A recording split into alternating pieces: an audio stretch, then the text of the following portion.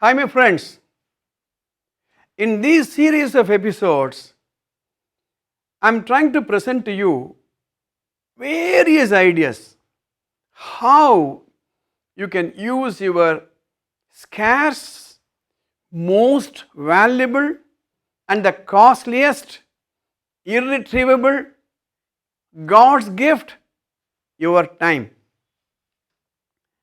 If you recall, I said very clearly, there is no such thing as time management. What we are trying to manage, what we are trying to control is productivity of our time. Same 8 hours of my time, same 8 hours of another person's time is the same. 8 into 60 minutes, unit wise. But value wise, if you take some of the cricket stars, cine stars, some of the lawyers, some of the doctors, chartered accountants, their time is not identical, or the value of their time is not identical. So if you know that formula, how to invest on such activities which will enhance the value of others' time. Normally we think our time should add value to our time. Think for a while. If my time is going to do good for me, I am the only customer for my time. Supposing I have something to teach, or I am a doctor, I can cure the most incurable disease. My time is helping somebody to get cured. Or I am a lawyer, my time will get legal remedy to some person. The more your time adds value to others, others will add value to your time. Simple logic. I hope you have understood it. So, we are talking about the productivity of time. In this, I am going to discuss the power which drives us. What makes you to do what you are doing? Your motivation, your enthusiasm, your hard work, your consistency. The number of hours you are working. What makes you to do that? Have you thought about it? I have come across very rich people, millionaires and billionaires, who need not work at all for the next 4 generations. They have so much of wealth, but they are working very hard. What makes them to work? The contra, there is a person who does not know where his next meal is going to come from, but he takes things easily. I have come across students who are so intelligent, always first rank. They work very hard, they don't waste their time. But there are students who have a track record of failure, very casual, not at all bothered about it. A person who should study more is not studying. A person who need not study is studying hard. What is that secret? The power. There is a word in English called empowerment. Empowerment. Where should be the power from? How long am I going to be working for the fear of punishment or for reward? Understand this. Simple question.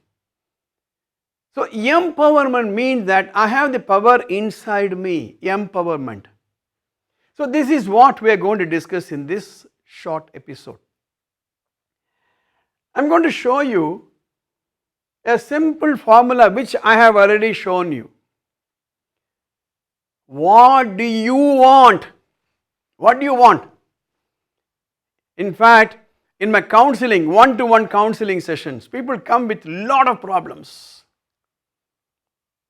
A person comes, sir, I am not able to work.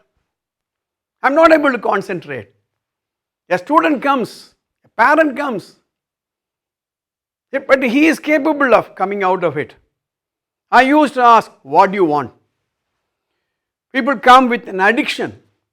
I am addicted to cigarette, I am addicted to tobacco, I am addicted to drinking, I am addicted to cell phone. And normally the family members will bring them. I will hold their hand for a while and look at his face and ask, what do you want? I look at his eyes and ask, what do you want? Leave alone what your wife wants, what your father wants, what your brother wants. And the eyes, the face will tell me what really he wants. Face is the index of the mind. So what do you want? Once I am very clear this is what I want, the rest of it is very, very easy. The rest of it is how long, how much you want to stretch yourself. So what makes you to stretch? I have seen people from morning till evening, you will be a personification of energy. Full of energy, willing to stretch. I have seen people who have worked even on a Sunday for years together, they don't have taken rest and they don't feel tired. What makes you to stretch? I want to put the quote unquote time management in a different perspective. Now, what is that you want? What is the outcome you want? Let's say that I met an engineer. That engineer was telling, sir, I am this much age, I have another 2 years, and before that I have a chance to become an IAS officer. I know that engineer is very, very intelligent, and he says, I would love to become an IAS officer. I asked him, what do you want? What is the outcome you want? Unless and until he decides that I want to become an IAS officer, he will not apply his mind. He will not work at it 100%. Because getting an outcome calls for a particular process. That means do's and don'ts. Getting up early morning, working in a focused way, reading extra books. Unless and until you want it, you are not going to stretch. I know a writer who gets up early morning, 3:45, 15 minutes he will have a cup of tea. From 4 o'clock till 10 o'clock, he will not talk to anybody. 6 hours typing. All his articles he will complete it. I don't know how many of you would have heard about the Tamil writer Kalki, who wrote novels like Ponniyin Selvan. He used to write, I believe, 10 hours a day, and those days, no typewriter, nothing. He will write with his pen and paper on hand. Unless and until you want it, you are not going to stretch. Then you go for knowledge acquisition. After all, what is getting a degree? Acquiring a knowledge, going to a library, reading a book, taking notes, memorizing it if necessary, delivering it, practicing it, and then converting the knowledge into skill. Whether it is he is a cricketer or a chess player or a badminton player or a tennis player, a rugby player, all his time is invested in acquisition of knowledge, not because the coach wants him, not because the family members want him, not because the society wants him, but because he wants it. And then applying the newly acquired skill into a process, changing whether you are getting the outcome. In fact, I used to do a small little correction In the outcome box, I am putting a small dot here. You see, what does it convey?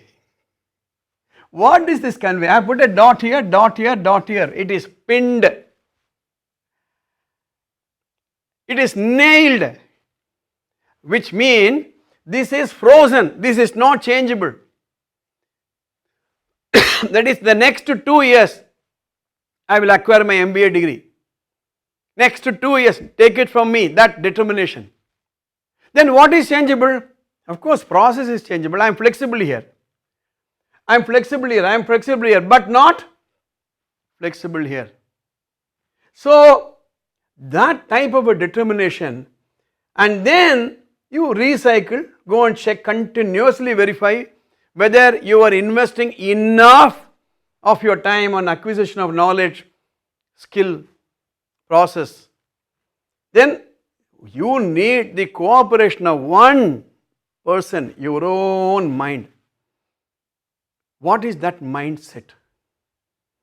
For a long time, I was searching for an answer to this question, which I started with just now. A person need not work, but he is working.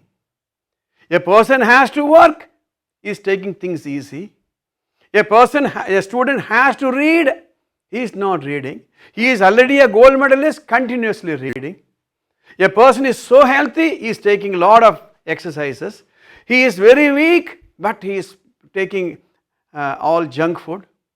Why? I came across a wonderful passage which is called Patanjali's Yoga Sutra. I will read it. I want you to make a note of it. Read it and read it. I have underlined some words here and there. When you are inspired by some great purpose, some extraordinary project, all your thoughts break their bounds. Your mind transcends limitations. Your consciousness expands in every direction. And you find yourself in a new, great and wonderful world. Dormant forces, faculties and talents become alive. And you discover yourself to be a greater person by far than you dreamed yourself to be. This is Patanjali's Yoga Sutra. All of you know Patanjali is a founder of yoga. What is yoga? Yoke. You know what a yoke? If you go to a village, you will have the yoke, that is a wooden piece which connects two bulls, and it is tied to a plough. As long as this wooden piece is connecting the two bulls, they can go only in one direction. The moment you remove it, this bull will go this side, this bull will go this side. This yoke connects these two. Similarly, we have to connect our brain and our mind. Our body and our mind. My body wants to rest, but mind tells me, no, not yet. My body says, I want to work, but mind says, okay, take it lightly, we have worked all along. So Patanjali's Yoga Sutra talks about connecting the mind and body. In fact, that is the ultimate yoga. Yoga is not just squatting and breathing, that's also yoga. But more important is how the body, mind and intellect are integrated. So what do I say? When you are inspired, not your society, not your people, not your family members, when you are inspired by some great purpose, your dream. Dr. Abdul Kalam said, dream is not what you get when you are sleeping, but dream is that thought which makes you not to sleep. Great purpose, not an ordinary purpose. Coming to office every day, swiping your card, going home, getting your salary and bonus, increment, promotion. Is that the great purpose? Some extraordinary project. All your thoughts break their bounds. That means we overcome negative thoughts. Your consciousness expands in every direction. I start thinking, if I have to get this outcome, what process I should change, what knowledge I should acquire, what skill I should hone. And you find yourself in a new, great and wonderful world. Dormant forces, many talents, skills that are hidden inside you will become alive. And you discover yourself to be a greater person by far than you ever dreamed yourself to be. This is Patanjali's Yoga Sutra. I wrote a book, The Gift of Time. Before writing that book, I interviewed successful people. I asked them, what made you to be so successful? And every one of them is an example, standing example for this inspiration. I am going to give you in the next episode a couple of examples. How they dreamed not an ordinary thing, but dreamed something great, a great purpose for which they wanted to work, and how their thoughts transcended limitations, and how their dormant forces came out. You read the autobiography of any person, whether it is Mahatma Gandhi, or whether it is Bill Gates, or anybody, Akio Morita, the founder of Sony Corporation, who has not, tell me, not met with a failure. Every one of them, but they bounced back. In short, time management is focusing on a predetermined outcome which will excite you, which will make you not to sleep, and investing all your time on knowledge, skill, updating your process and looking whether you are getting it or not. In the next episode, I am going to discuss with you an amazing story of the Brooklyn Bridge in the United States. You want to know what it is? Wait for a week.